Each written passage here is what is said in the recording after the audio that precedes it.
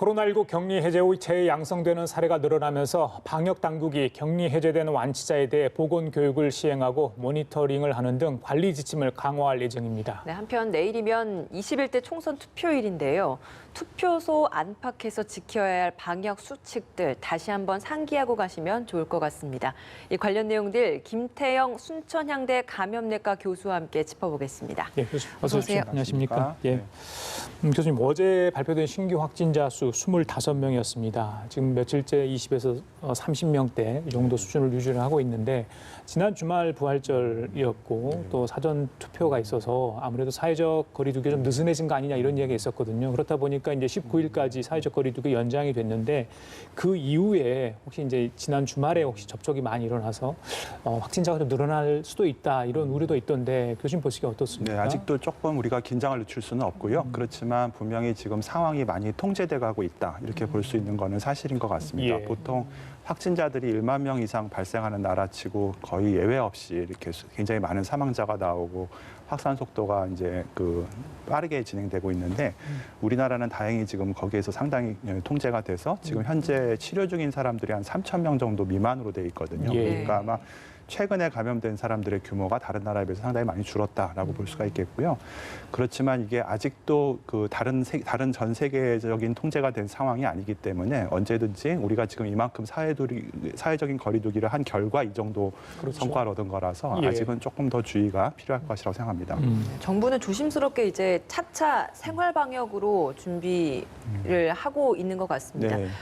이번 주 후반에 그 전환 여부에 대해서 논의를 할 예정이라고 하는데 생활 방역 전환 지표로서 감염 재생산 지수를 검토를 하겠다라고 했습니다. 이게 뭐고 이게 왜 그 지표로서 활용이 되는 겁니까? 네, 지금 우리가 이런 아주 엄격한 봉쇄 정책과 검사를 하는 것을 어디까지나 할 수는 없고요. 분명히 어느 시점에서 이 질병의 규모가 통제됐을 때는 우리가 일상적인 우리의 생활을 좀 회복하고자 하는 것들이 필요한데요.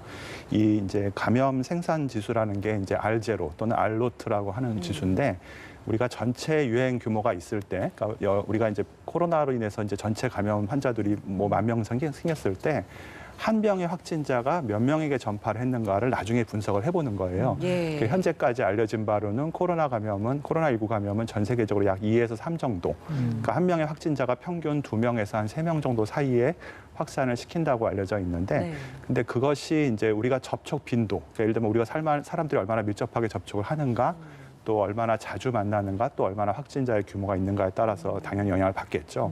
그러니까 굉장히 전 세계적으로 많이 좀 차이가 날 수는 있는데 그렇지만 어떤 면에서 보면 세상이 상당히 공평하게 대부분 전 세계가 도시 생활을 하기 때문에 이것들이 좀 비슷한 숫자가 나오고 있어서 아마 여기에 맞춰서 우리가 이제 어떤 조금씩 느슨한 정책을 했을 때 확진자들의 숫자가 몇 명에 전파하는가 이런 것들을 측정을 해서 아마 거기에 맞춰서 조금 방역의 절차를 밟아가자 이런 의미로 이제 해석이 됩니다. 과거에 신천지 교회 환자들이 많이 집단 감염됐을 때는 이 재생산 지수가 높았을 것 그렇죠. 같고 상당히 높았던 지금 우리나라는 거죠. 어느 정도 되는 건가요? 그러니까 지금 우리가 지역별로 조사된 거는 없지만, 그러니까 예를 들면 그렇게 어느 단일 어떤 사건에 의해서 생겼을 때는 우리가 상당히 그런 숫자가 높게 볼 수가 그렇겠죠. 있겠고요. 지금은 상당히 좀 지역사회에 좀 퍼진 상태이기 때문에 아마 그보다는 좀 낮을 것이라고 생각합니다.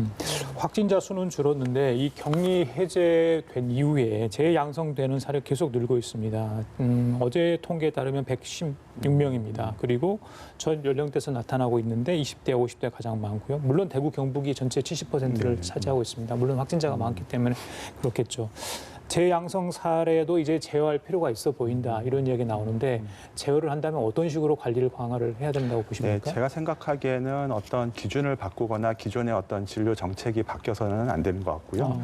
그렇지만 이제 왜 이렇게 한 100명이 넘는 재확진자들이 나오는가에 대해서는 아직 좀 밝혀지지 않은 부분이 있습니다. 이 병이 아직 잘 밝혀지지 않았기 때문에 아마 주된 생각은 그러니까 실제로 감염이 돼서 완치됐던 사람이 다시 재감염됐다기보다는 조금 꼬리가 긴 병일 가능성이 많습니다. 환자분들의 연령과 여기도 보면 상당히 이제 물론 20대도 있지만 조금 고령층에서 면역이 약하시고 이런 분들은 쉽게 말하면 완치가 좀 지연되는 거거든요. 우리가 생각했던 기준보다 조금 더 지연돼서 완치되는 분들이 통계적으로 나타날 수가 있고 우리가 이제 통계적으로 이런 이제 부분에 속하는 집단들은 이제 아웃라이어라고 하지 않습니까? 그러니까 어떻게 보면 전체 규모에서 아주 소수는 조금 지연돼서 확진되는 분들이 있을 수 있다.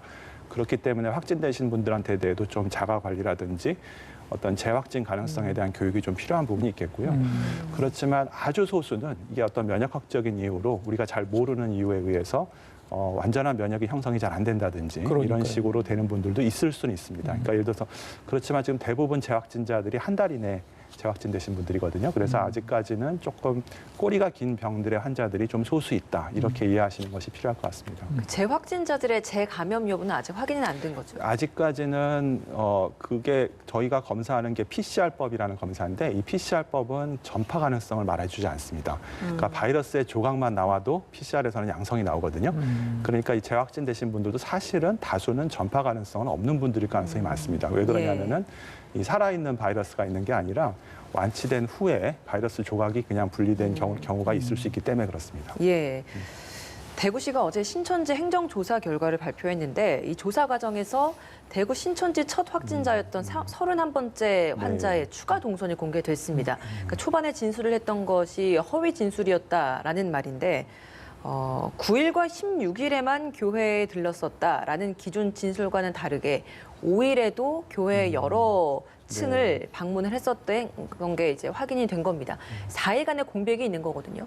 이 4일간의 공백이 굉장히 좀 의미가 있다라고 들었습니다. 어떤 의미가 있는 네, 겁니까? 그럴 수 있습니다. 그러니까 사실은 이렇게 어떤 다수의 어떤 슈퍼 전파 사건이 있을 수 있는 상황에서는 그 감염됐던 첫 환자분들이 어떤 동선을 가졌는지가 정말 명확하게 규명이 돼야 다른 분들을 보호할 수 있고 조기에 검사할 수가 있습니다. 그래서 사실 이 부분은 좀 근대 시민 정신이 좀 필요한 부분인데요. 예.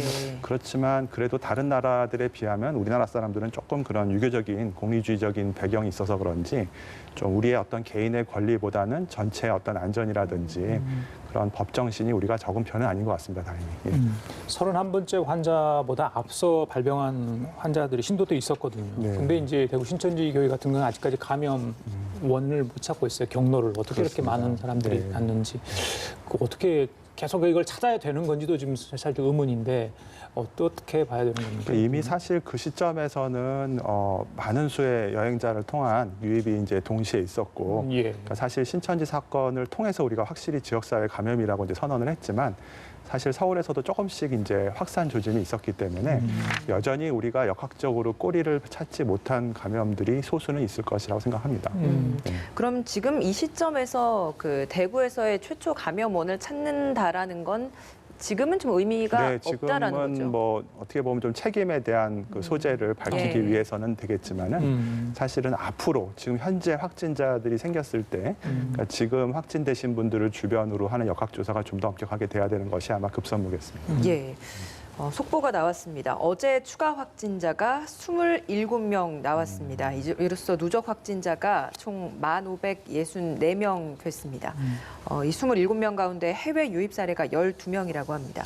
어제는 월요일이었고 월요일은 그 일요일에 진단 검사 수가 좀 줄어들기 때문에 27명, 20명대가 나왔다.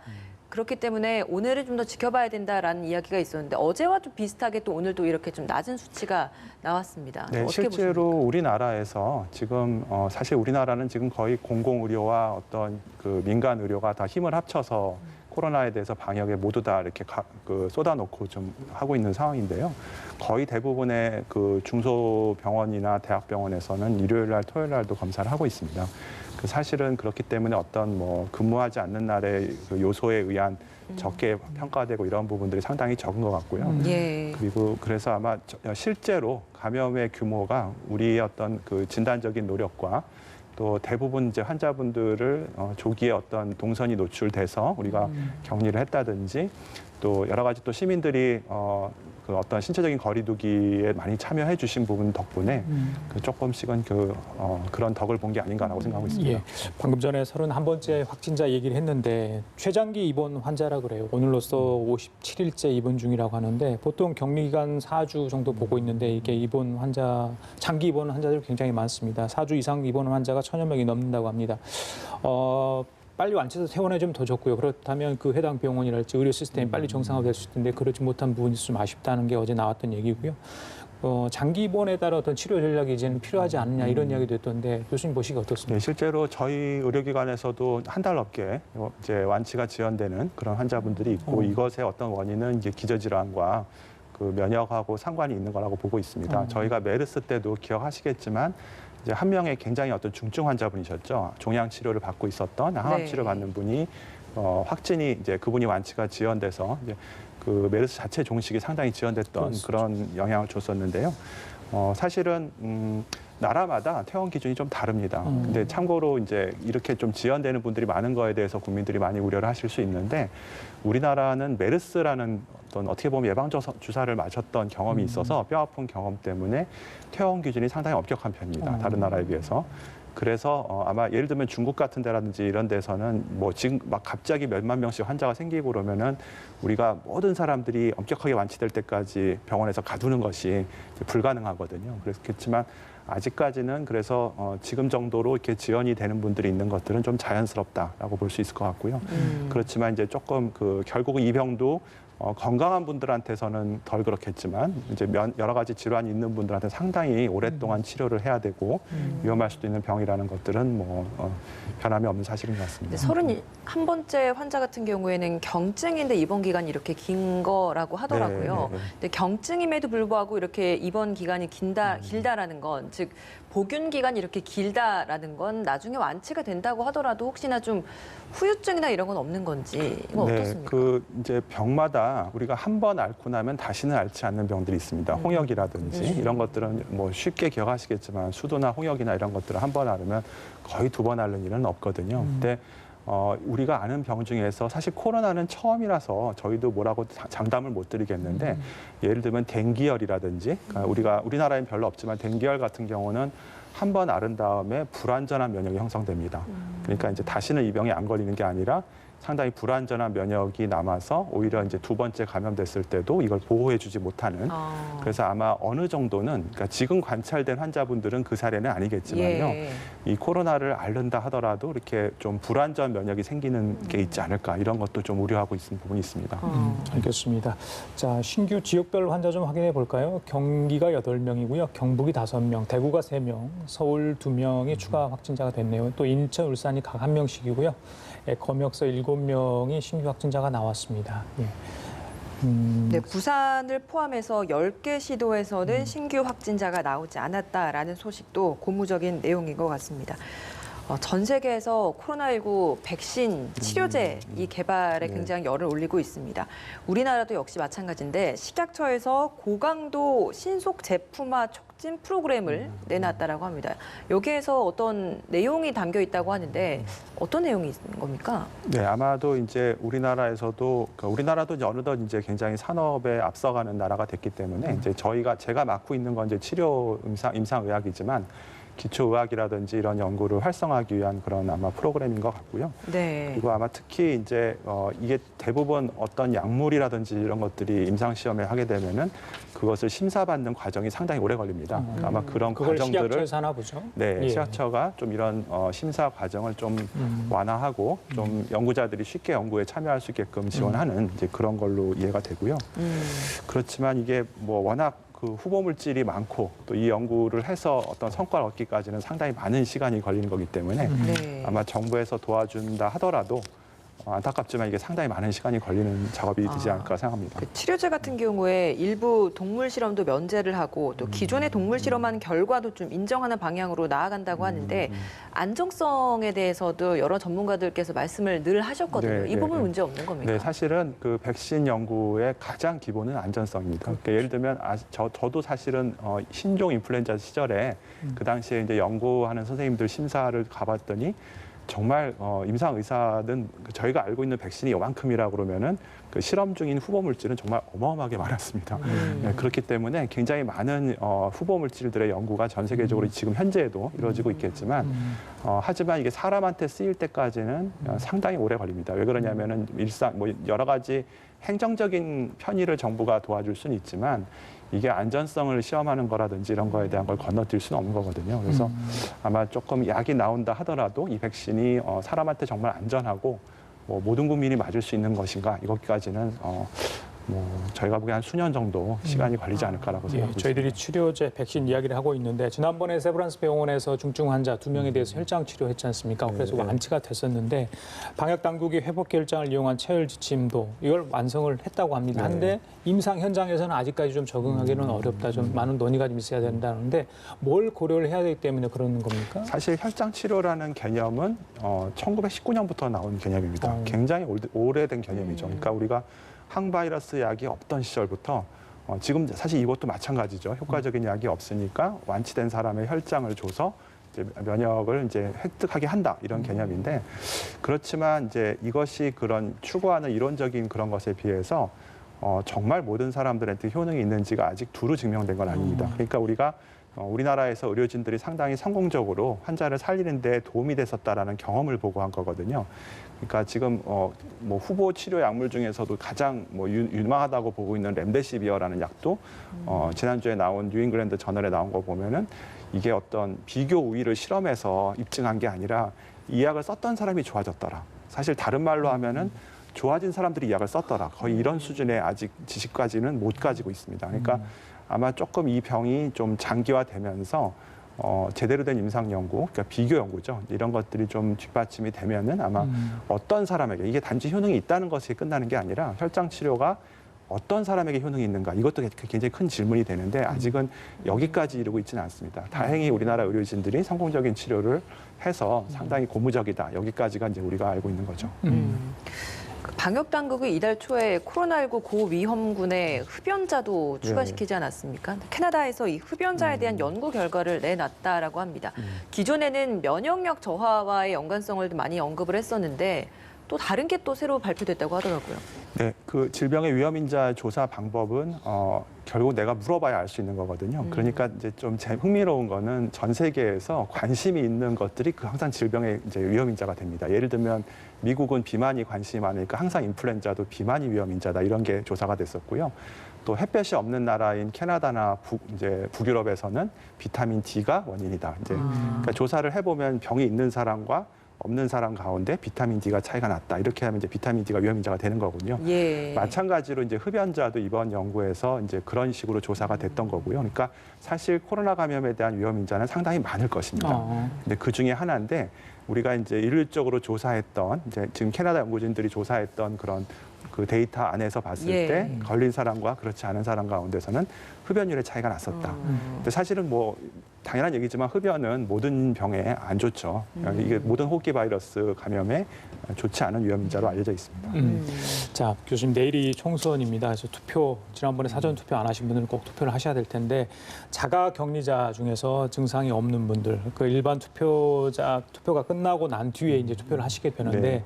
의사협회에서도 여러 가지 당부를 했네요. 또 이분들에 대해서만 특별히 또 앞뒤 분들하고 대화를 자제해 줄 것도 이야기를 했고 휴대전화도 사용도 네. 좀 자제해달라는 이야기를 했는데 좀 조심해야 될 게 있다면 어떤 게 있을까요? 네, 지금 저희 병원에서도 어저께 이런 환자분들을 위한 그러니까 자가격리거나 확진이 되셨거나 이제 코로나가 의심되거나 이런 분들이 투표를 하러 외출하는 거에 대해서 어떻게 해야 되느냐에 대한 이제 회의를 했었는데요. 근데 이제 결론부터 말씀드리면은 일률적인 법을 만들기가 참 어렵습니다. 왜냐하면 국민이 투표하는 권리는 아무리 중환자실에 있는 환자라도 그분의 권리거든요. 그러니까 그분이 투표할 수 있는 권리를 행사할 수 있는 것이 좋은 사회고요. 그렇지만 또 그 환자가 현실적으로 투표 장소로 간다는 건 상당히 위험을 수반하는 거라서 그래서 저희가 내린 결론은 주치 의사의 의견이 제일 중요하다라고 생각을 했습니다. 그러니까 결국은 이제 자가격리 대상이시거나 확진된 분들 같은 경우는 본인의 건강 상태에서 투표 장소로 가는 것이 일단 가능한지 또 다른 사람한테 위험이 없겠는지에 대한 좀 증례별로 사례별로 좀 하는 게 필요하고요. 사실 우리 국민들은 항상 이럴 때 법을 만드는 걸 좋아하고 원칙을 세우는 거를 기대하는데 사실은 그거보다는 제가 조금 더 당부드리고 싶은 건 이럴 때 좀 전문가 의견이 굉장히 중요할 것 같습니다. 예. 지난번 사전 투표 때 인증샷 찍는 분들이 있었어요. 비닐 장갑을 벗고 나서 그 투표표 기표 기기로 네, 손등에 찍는 경우가 있었는데 이 굉장히 위험하다 이렇게 방역당국은 이야기를 하더라고요. 내일 투표하실 때 또 그 일반 투표도 이건 다 포함됩니다만 조심해야 할 게 있죠. 예, 일단은 우리가 직접적인 호흡기 비말을 통한 침방울을 통한 전파가 이제 주된 경로지만 결국은 우리가 그 접촉한 물체와를 통해서 물체가 만약에 앞에 있는 환자분이 지나간 자리라면은 접촉했던 물건을 통해서 감염될 수가 있기 때문에 예. 손 씻기라든지 이런 것도 굉장히 중요하고 투표 장소에서 쓰는 물건들을 우리가 직접 접촉하지 않게끔 하는 것이 가장 중요할 것 같습니다. 그래요. 알겠습니다. 지금까지 김태영 순천향대 감염내과 교수와 함께했습니다. 오늘 말씀 잘 들었습니다. 네, 고맙습니다. 감사합니다.